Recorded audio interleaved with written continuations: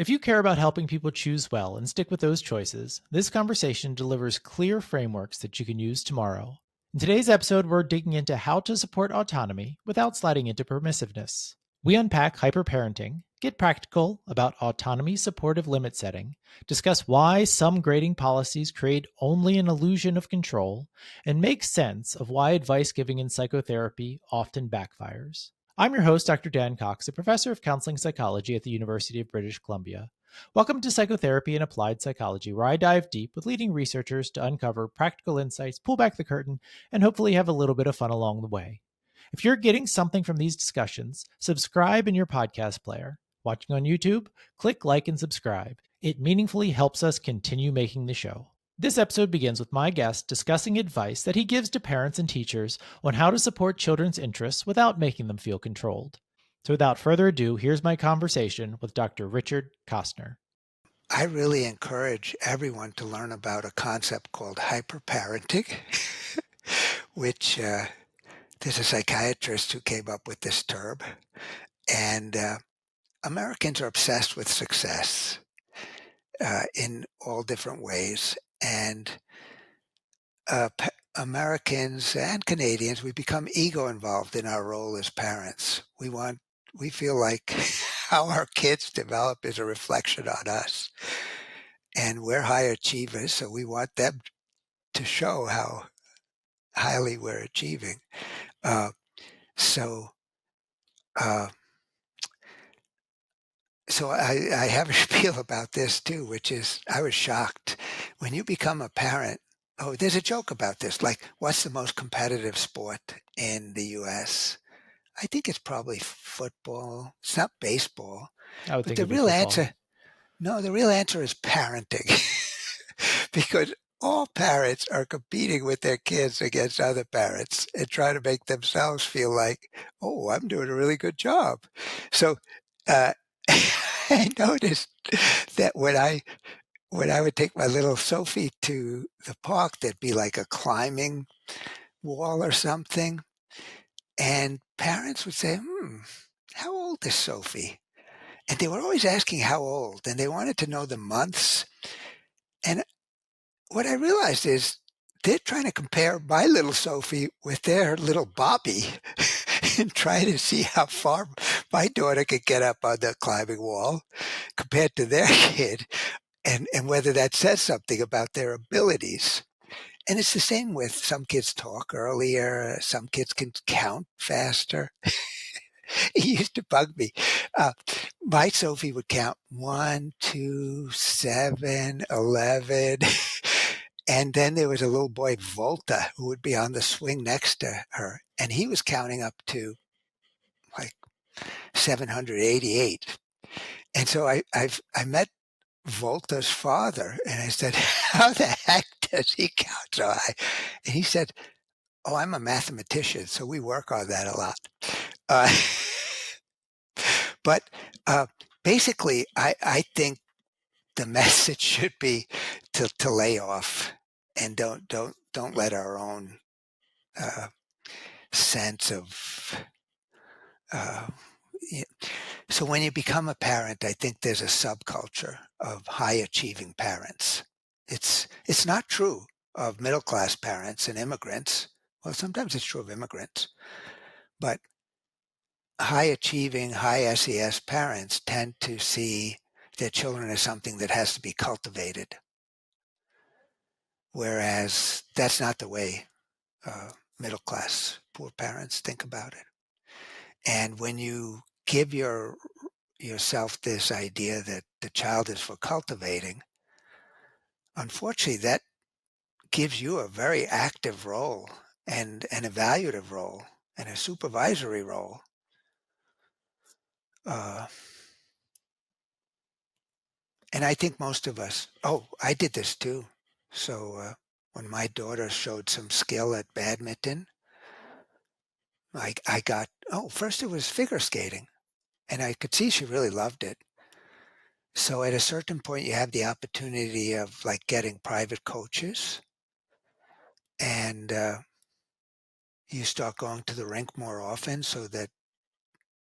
And I found my Sophie became more and more self-conscious, more and more worried about what she was eating and how she appeared. And we had to stop it after a couple of years because I could tell it was not a good thing. Then she switched to badminton, and I thought that would be better. But some of the same problems arose. And my daughter was kind of perfectionistic, and so she would orient toward wanting to be the best. I just think in a lot of cases, we have to be watchful of being secretly controlling. Uh, Now, on the other hand, some of our kids are just lugs and they're amotivated and they don't know what they want to do. And there, I think it's a matter of finding what they do like and encouraging them or trying some other things. So if a kid is like amotivated, depressed, I don't think the thing to do is just let them be with that. If the kid is interested in different things, I think we should let them stay with that and just trust that they're going to find new interest and it's all going to end up fine. Yeah, I think one of the, as you're, of course, I'm reflecting on my own life and my own kids. And I think one of my challenges is figuring out when they, don't want to do something for the right reasons, where they will say, hey, do you want to sign up and do, swim lessons this time or whatever, that they might say, they're first going to say, do I know anybody who's going to be in the swim lesson? And it's My like, daughter well, would say that. yeah, yeah, and it's like, I don't know, uh, but that you've seen the kid in the swim lessons, every year for their whole life, and they always enjoy it. So Yeah, that they're going to enjoy it, but in that moment, they're giving you the I don't want to do it. I know. And sometimes they need gentle nudging. And that this is one of the things, even though self-determination theory does talk about autonomy support, it never means letting the kid make all the decisions. So if you, I'm a Catholic, uh, if you have religious traditions, you want your kid to be exposed to that and to get involved in it. And when they're 4 or 5 years old, it's perfectly fine to say, yeah, we're a family that goes to church. Here are the reasons we think it's good. We'll give you some, you could bring along books. You could decide whether you want to be in the Sunday school or not, but this is something we do. But when the kid is 12, you can't do that anymore because now they're competent to think about whether they care about this or not. So there's always a consideration of the developmental age. Uh, and And then there's negotiations about, okay, and there's listening. Okay, I see why you don't want to do the swimming. Is there something we can do that would make it easier for you? Would you like to ask your friends if they want to do the swimming too? And then you could both do it together. Uh, so there's a lot of, negotiating, see what ideas they have. But sometimes you can't make the kid do even something that has such survival value as swimming. Uh, yeah, and uh, parenting's so tough because if you use this theory, I also was trained as a child clinical psychologist, and Chaim Gnat was my hero. I did Gnatian play therapy, and it's actually a beautiful. It captures the basic ideas of self-determination theory, but Chaim Gnat believed it was all about limit setting. The reason we have to set limits and figure out an empathic way to do it is so that the kids aren't going to drive us crazy and we're not going to be angry with them all the time. So, uh, autonomy supportive limit setting was developed by Chaim Gnat. When you say limit Uh, setting, what do you mean? oh, classic is 2-year-old child at the park. You say, okay, we got to go home now. No, I don't want to go home. I'm having fun. My friends are here. So you have to find a way. First of all, you prepare them. And then the Gennadian limit setting is, oh, yeah, it's time to go. The rule is we have to be home at 6 because mom's making the dinner or dad's making the dinner. And I know you don't like this rule. You wish you could stay here as long as all your friends were here. but now's the time for going. And uh, then if they resist that rule, there's other things to say, like, I'm not sure if I haven't done this in 30 years, but it's something like, well, you have a choice. We can go now, uh, and you could walk with me, and then maybe you could do something fun at home, or I, I can pick you up and carry you, uh, something of that sort. Uh, that's probably not what Gnat would do. He has a more artful way of doing it. But uh, his theory was that the empathic limit setting lets the child internalize the limit, and it teaches the child to sublimate and manage their desires in more constructive ways. But even more fundamental than that, it allows us not to be upset with our kids all the time because we're setting necessary limits so that we could get through the day. Another example is like kids sleeping, and they'd like to stay up all all night if they could, but you have to say, well, we have a routine. Here's how the routine works. We could change it a little bit, but 9 o'clock is the time for sleeping. I can't make your brain stop working, and you could lay on your bed and read something if you want, but this is the rule. And I know you hate the rule, and you wish you can't help but wait for the time when you're in charge. Uh, so uh, that's the other common mistake. People think that autonomy support is permissiveness. It's not. There has to be structures, and otherwise kids will feel incompetent, and otherwise kids will feel like you have no idea what you're doing as a parent if there are no structures. Uh, and it's scary for them to have all of that authority. So another area I was thinking about that you have obvious expertise in is being an instructor, right? And so typically at universities, when we teach courses, it is very top down. Here's the syllabus, here's the readings, are there ways that you've figured out how to facilitate autonomous motivation among students in classrooms? So not your graduate students. It's kind of a bit of a different Oh kettle of no, for fish. sure, sure. Yeah, no, Yeah. my favorite teaching is undergraduate teaching. I'm an introvert, a shy guy, but I love having people listen to me. And oh my gosh, if I could get them to laugh, that makes my day. Actually, if I could get them to cry, it kind of makes my day too. But Yeah. just to see that you could have an impact on them. And uh, I think it's very hard. My classes have 400 students in it. So how do you give how do you give a group of 400 a sense of being autonomous and actively involved? How do you give them a sense of connection and relatedness? How do you give them careful feedback that allows them to see that they're becoming more competent? And it's very hard with large classes like that. I didn't know what I was doing, but 10 years later, 10 years after I started teaching, a colleague of mine told me that their honor student was in my class and they really liked it. And it was like the best class they'd taken. And he said, "Oh, why?" And the girl said, "Because he's a human being, and he relates to us like a human being." So I didn't realize I was doing it, but I always try to I always explain why I'm teaching. Every lecture I give tries to answer a question. And I try to explain why I think this is an interesting and useful question.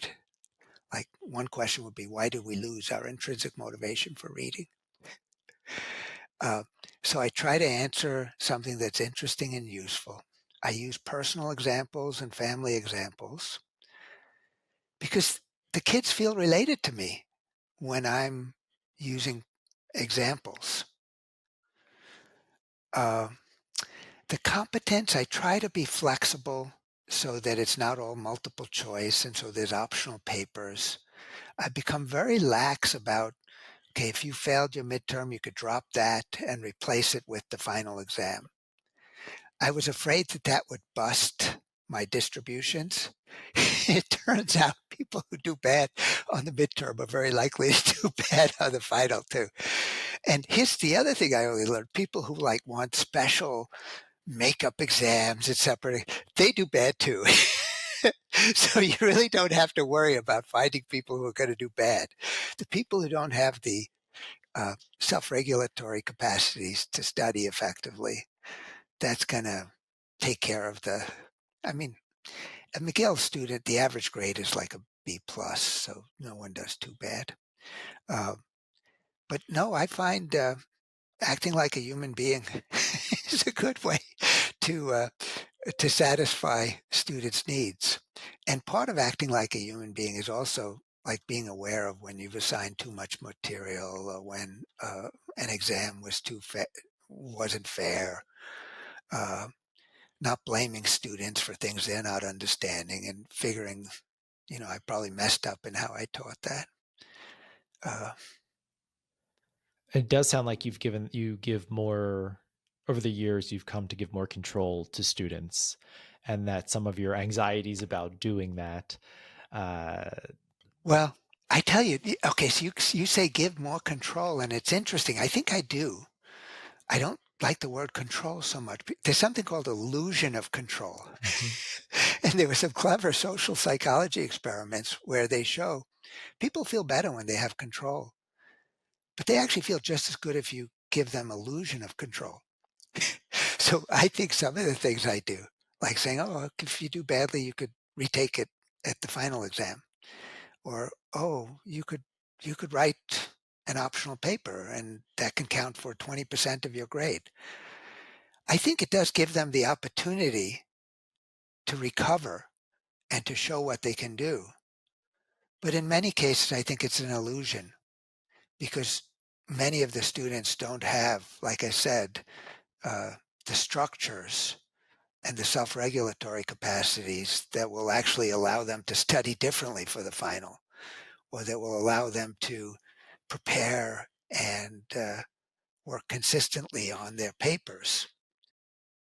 So it's a tricky kind of thing, and I struggle with whether my changes are like sincere and genuine versus whether they're expedient and kind of illusions of so an illusion of autonomy support. And there the challenge would be to provide some structures and some guidance so that the people who did badly on the midterm would have some new strategies and some new ways of actually developing the competencies to do better. So yeah, so I could do better at that too, but I've definitely changed, and I've totally changed the way I work with my graduate.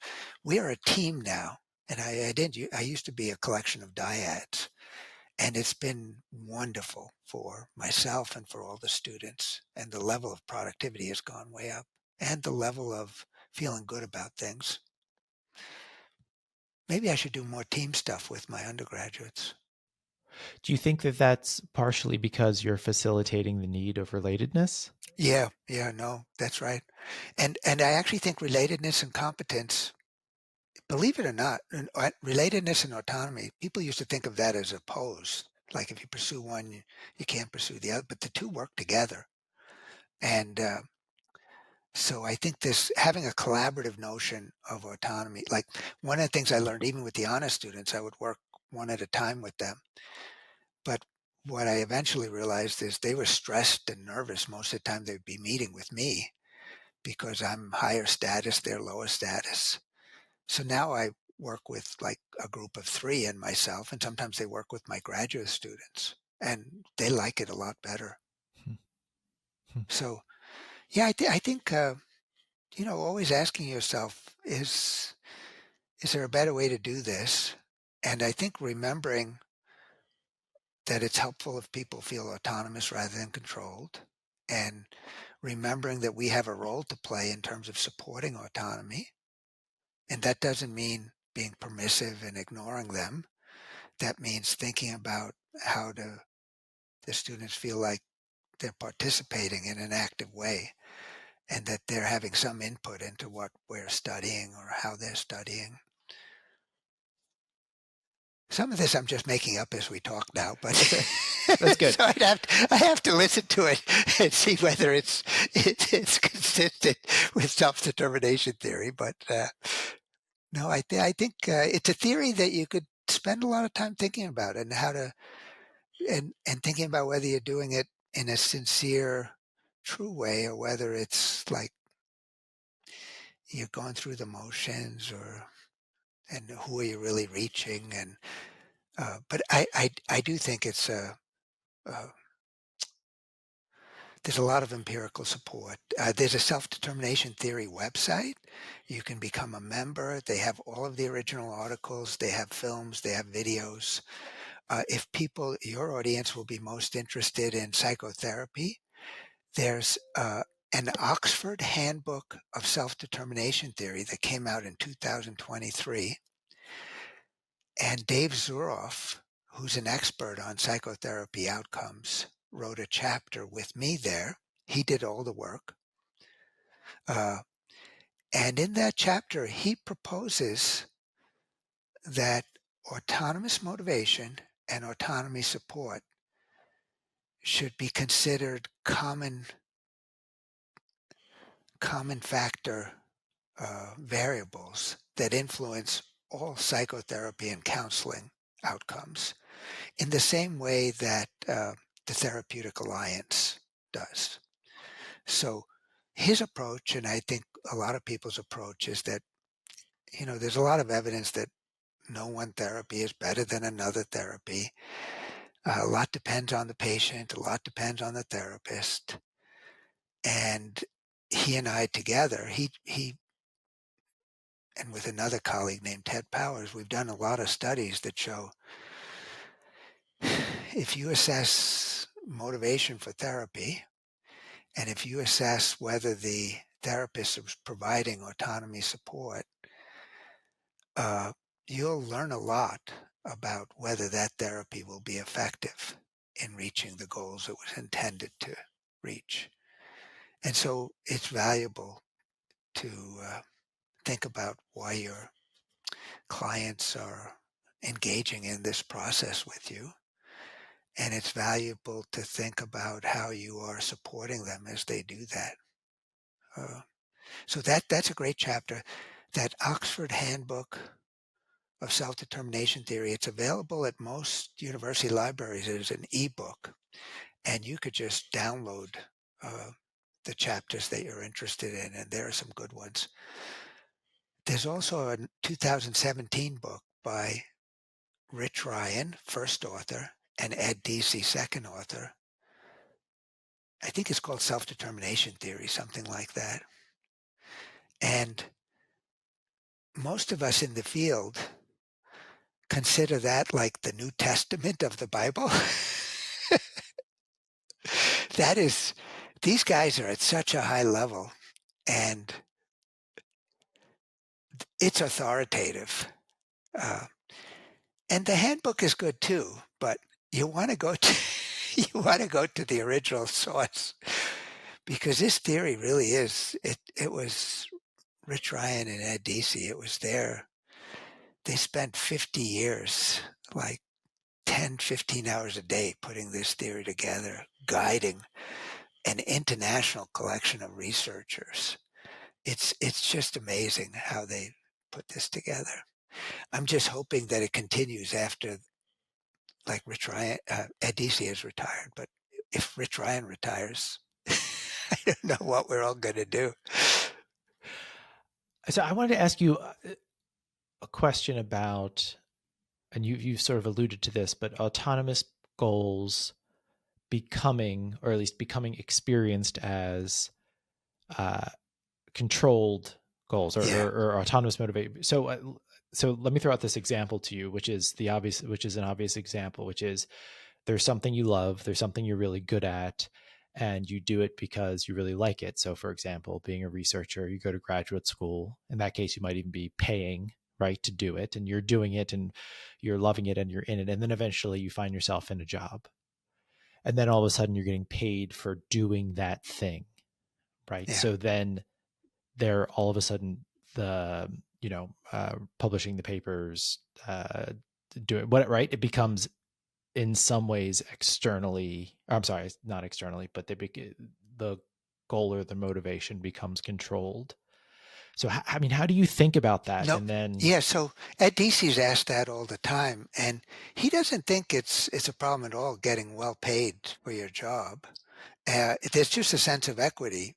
The way our system works is if you're productive, if it's valued, you get paid. Uh, and if you think that you're improving and doing better, it's fine to ask for more pay. The issue is whether at some deep psychological level, your work just becomes about making more money or gaining more status. And to the extent your work is no longer about whatever intrinsic things originally turned you on, like maybe the detective story of learning about people's lives, or the nuances of listening and communicating in a way that really unlocks something for someone. If that falls to the wayside and it becomes mostly about, how much am I getting paid for my psychotherapy and how large can my practice be, and um, that will have, tangible effects on the quality of your life and probably the quality of your work. So uh, self-determination theory isn't against capitalism. It's against, the muted form of capitalism that we see in the United States now. It's against uh, zero-sum capitalism. But uh, no, it's just equitable if we get paid for our contributions, and the thing we have to watch out for is that uh, there's a tendency in our culture to make it all about the money and the purchasing power and the things you can buy. And we're really lucky being academics, and it's very flexible and it's very interesting. I just returned from a sabbatical, and I people used to tell me that there's something called like post-sabbatical depression. I get my depressions during my sabbatical because I forget sometimes how rewarding and need fulfilling the role of being a research director and a teacher can be. And I'm not so good at providing structures for myself when I'm outside of this role. So I don't know. I think it's always good to be taking stock and thinking about, have I gone off the right track? Have I gone off the track that I was on? And am I now into some like new crazy stuff that I don't want to be in? Uh, it's hard though, because you seem like a really nice, thoughtful person. And when you get a little bit older, people in your department might think, hey, he would make a good chair of the department. My feeling was that is the last thing in the world I would ever want to do, and I would be a disaster. Now, here's the interesting thing, though. Based on what I was saying, you might think, oh, well, you should certainly feel good about saying, no, I'm not going to do that. It's tricky, though, because you belong to the group of people who put this department together. And you might know that there's a tradition of like the responsible, solid people are the one who step up. So I've seen 5 of my best friends who did not want to be the chair. They autonomously chose to accept the chairmanship, even though they loved being a professor, they loved the teaching, and the last thing they wanted to do was administer. And most professors don't want to administer. But that can still be an autonomous choice. And it's not because it's interesting, it's because it's meaningful. And you're going to be making a contribution. And probably when people like you do it, you're going to try to do it in a somewhat different way that might make it more collaborative. So, uh, yeah, no, I think I recommend to people to learn about the theory, read the Ryan and Deci book from 2017, read some chapters from the 23 handbook, and you'll find that it has a lot of relevance to your life, your kid's life, to understanding uh, kind of how things are impacting us. I love uh, the theory.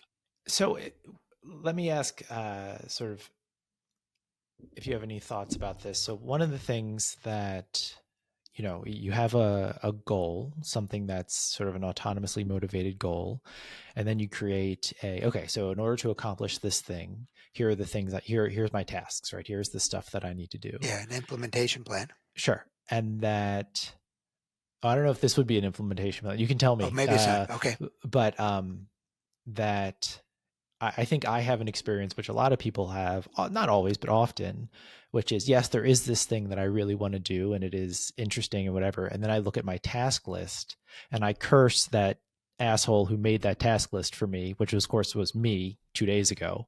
And so like it becomes this experience of like, or I have to sort of like fight this experience of like a controlled, Yeah, yeah. the We feeling. control ourselves with our list of goals. Right, which is it's this whole total psychological, weird thing that happens when it's like you lose.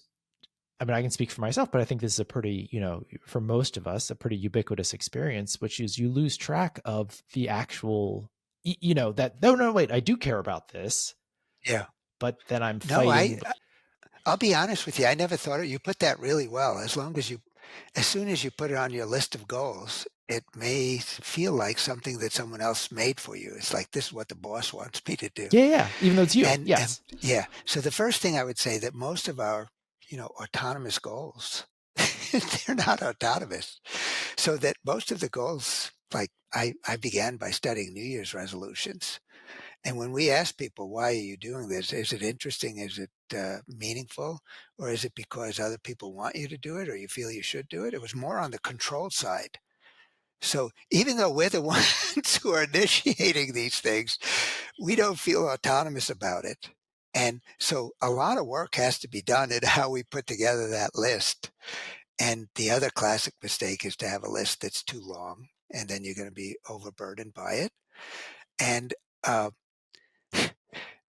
I came up with something because I often feel bad. Like at the end of a sabbatical, I didn't accomplish many of the things I wanted to do. And at the end of the summer, I didn't do all the writing I wanted to do. And with a friend of mine, what we realized is that, well, my friend was feeling bad that he didn't accomplish everything during his sabbatical year. And his wife had cancer and she had to recover from that. I had a depression and he helped me recover from that. And so when he looks at his list of things that he had put on paper, it seems like he did nothing.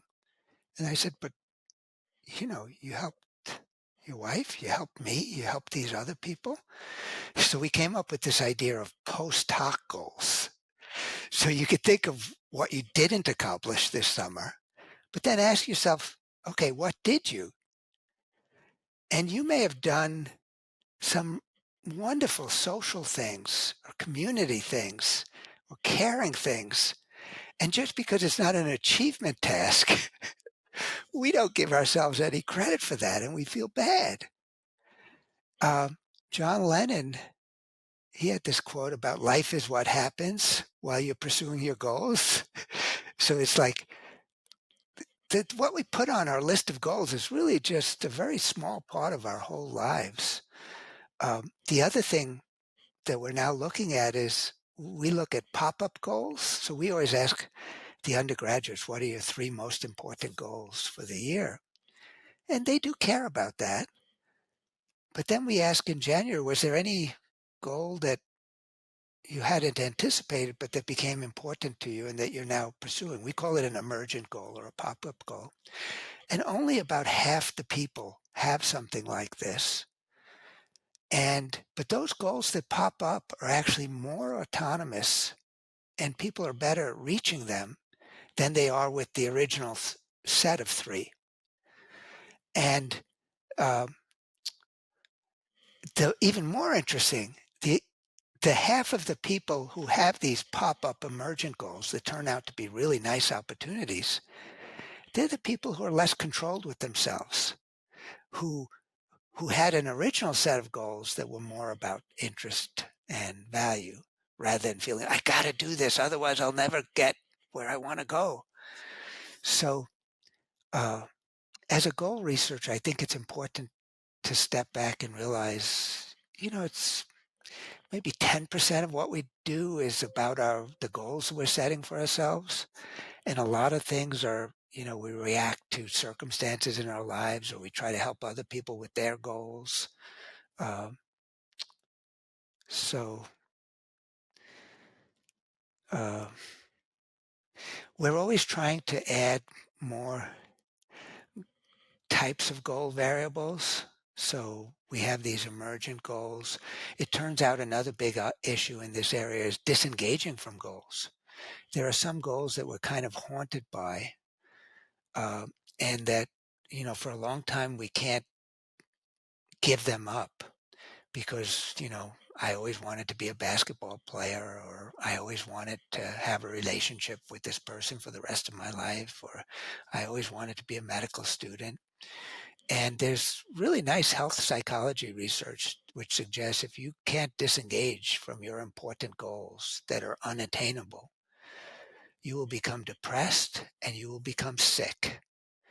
And disengagement isn't something that just happens, it's a process we have to commit to.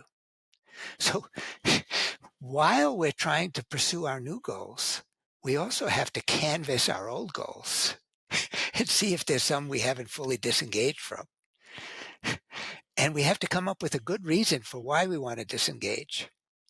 And then we have to stay open to to pop-up goals. There could be, you know, you may have decided this was the year you're going to do more studying and get better grades than ever. And maybe like the ideal person for you to have a friendship with or fall in love with comes along, and consider how stupid it would be to say, oh, she is really something or he is really something, but this is my year for work. And I mean, it's just patently dumb. So there's a flexibility and there's multiple types of goals. And, you have to be open and aware and thinking about what your interests are and who's in your life. And it's a it's a complicated business. And we are way too tough on ourselves about not reaching our New Year's resolutions. I got news for you. Failure at New Year's resolutions is normative. Almost everyone fails. And I actually think failure at the kinds of goals you're talking about is normative too.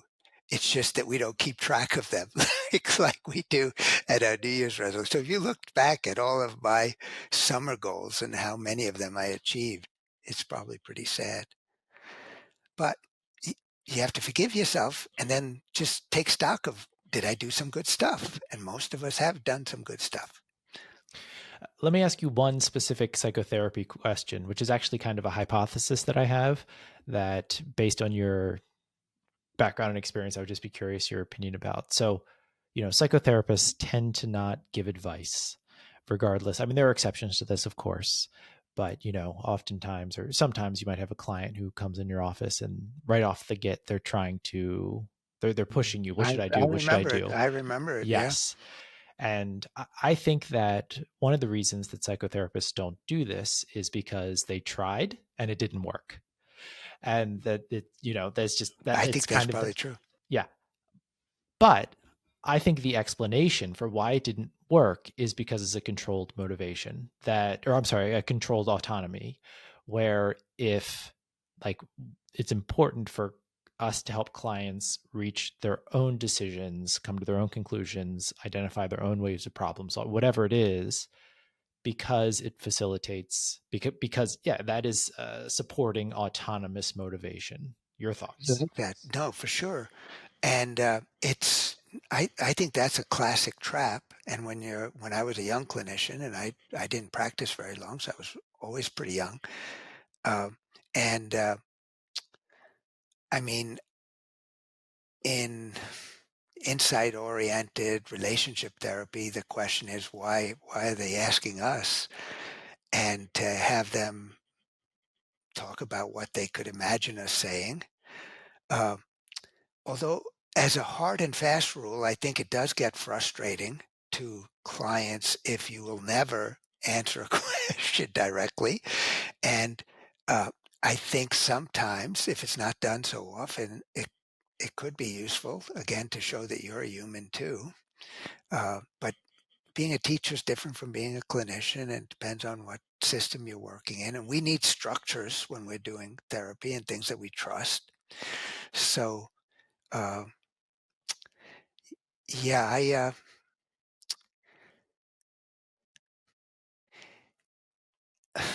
and your understanding of what the client's problems are and whether they are someone who's always trying to get someone else just to give them a quick answer is important.